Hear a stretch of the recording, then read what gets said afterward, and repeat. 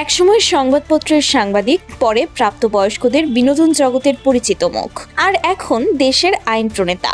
জীবনযাত্রার এমন নাটকীয় মোড় খুব কম মানুষের ভাগ্যেই দেখা যায়। কলম্বিয়ার ৩৩ বছর বয়সী ডেইসি আলেজান্দ্রা ওমানা অর্টিজ সেই ব্যতিক্রমী উদাহরণ, যিনি নানা বিতর্ক পেরিয়ে এখন দেশটির পার্লামেন্টের সিনেটর হিসেবে দায়িত্ব পালন করছেন।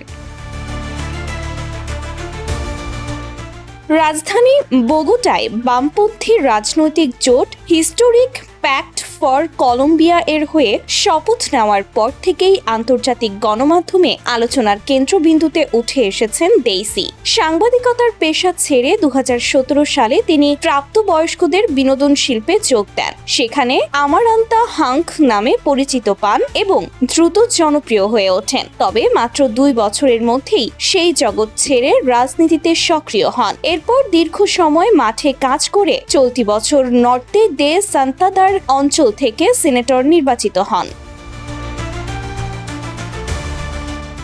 ডেইসির রাজনৈতিক অঙ্গীকারের বড় অংশ জুড়ে রয়েছে প্রাপ্তবয়স্কদের বিনোদন শিল্পে কর্মরতদের অধিকার নিশ্চিত করা। তার দাবি, এই খাতে কাজ করা অনেক নারী ও কর্মী নানা ধরনের শোষণ, বৈষম্য এবং তাই তাদের জন্য সামাজিক নিরাপত্তা, শ্রম অধিকার এবং আইনি সুরক্ষা নিশ্চিত করতে তিনি সংসদে কাজ করবেন। পাশাপাশি মানসিক স্বাস্থ্যসেবা উন্নয়ন এবং যৌন সহিংসতা প্রতিরোধেও তিনি সোচ্চার হওয়ার প্রতিশ্রুতি দিয়েছেন।